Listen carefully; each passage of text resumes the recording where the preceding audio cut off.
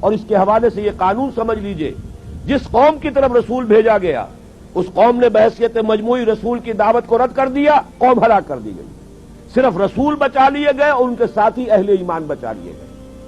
اب ظاہر بات ہے کہ اب تو کوئی رسول آئیں گے نہیں، لہذا اس نوع کا عذاب کسی کافر قوم پر نہیں آئے گا قیامت تک، اس لیے کہ کافروں پر عذاب کے لیے یہی قاعدہ ہے۔ اب جو عذاب آئے گا ان پر جو عذاب ہے وہ آخرت کا عذاب ہے، اصل عذاب تو آخرت کا ہی ہے نا، اصل زندگی آخرت کی ابدی زندگی ہے۔ یہاں تو کیا ہے، قوم نوح ڈوب گئی، ختم ہو گئی، 2-4 ڈبکیاں دی ہوں گی ہر آدمی نے، جان نکل گئی، عذاب کیا آیا؟ اصل عذاب تو وہاں ہے جو آخرت کا ہوگا۔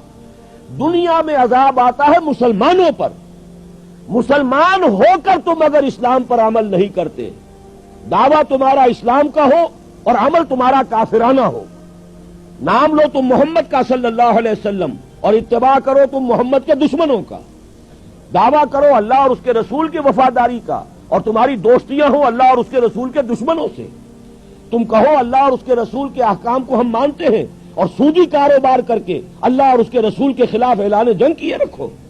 اصل عذاب دنیا میں مسلمانوں پر آتا ہے، جیسے کہ پہلے یہودیوں پر آیا، اس لیے کہ ہم سے پہلے کی مسلمان امت وہی تھی، جب تک حضور صلی اللہ علیہ وسلم کی بعثت نہیں ہوئی وہی امت تھی، موسیٰ کے ماننے والے، تورات کے ماننے والے یہودی، یہ امت مسلمہ تھی۔ لیکن ان پر کیسے کیسے عذاب آئے، نبوکدنضر کے ہاتھوں برباد کرایا گیا، کبھی پھر یونانیوں کے ہاتھوں تباہی آئی، کبھی رومیوں کے ہاتھوں تباہی آئی۔ اس صدی میں بھی آپ نے دیکھا، اگر آپ بھولے نہ ہو کہ یہ صدی کے وسط میں ہٹلر کے ہاتھوں 60 لاکھ یہودی قتل ہوا ہے۔ یہ کون ہے؟ اللہ کو بھی مانتے ہیں، حضرت موسیٰ کو بھی مانتے ہیں، تورات کو بھی مانتے ہیں، وہ تو مدعی ہے اللہ اور اس کے رسول کے ماننے والے، لیکن یہ کہ ان پر جو عذاب آئے وہ آپ کے سامنے ہے۔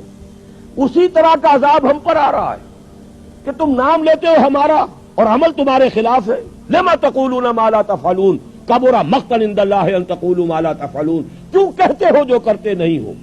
اللہ کے غضب کو اور اللہ کے غیظ کو اور غصے کو بھڑکانے والی ہے یہ بات کہ تم کہو جو کرتے نہیں۔ یہ ہے اصل سبب، اصل مجرم ہم ہیں، ہم دوہرے مجرم ہیں۔ ان کا جرم ایک ہے، انہوں نے انکار کر دیا، چھٹی ہوئی۔ ہم ہیں کہ جو ہر روز کہتے ہیں ایاک نعبد و ایاک نستعین، اور پھر اس دن میں 50 مرتبہ اللہ کا حکم توڑ رہے ہیں۔ پوری زندگی ہماری گزر رہی ہے، 5 وقتہ نمازی زیادہ بڑا مجرم ہے اس وقت، اس لیے کہ وہ 23-24 مرتبہ، 25 مرتبہ، 27 مرتبہ دہراتا ہے ایاک نعبد و ایاک نستعین، اور پھر باہر نکل کر جو کام کرتا ہے وہ اس کے خلاف ہے۔ یہ ہے اصل میں سبب، اور یہ جان لیجئے جو عذاب ہم پر آ رہا ہے اللہ کا وہ اس وجہ سے آ رہا ہے۔ ہمارا کام تو یہ تھا کہ ہم دین کے علمبردار ہیں، دین کا ایک نظام دنیا کے سامنے پیش کریں۔ ابھی بڑا اچھا لفظ استعمال کیا ہے توکل صاحب نے، ماڈل دو نا، ایک انفرادی ماڈل ہوتا ہے۔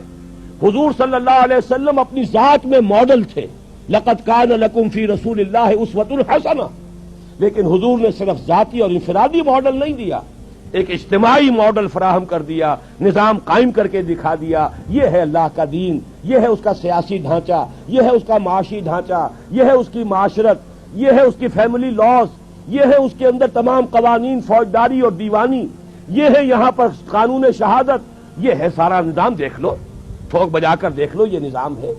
جب تک وہ ماڈل مسلمان قائم نہیں کریں گے یہی عذاب کے کوڑے برستے رہیں گے، سخت سے سخت تر عذاب آئے گا۔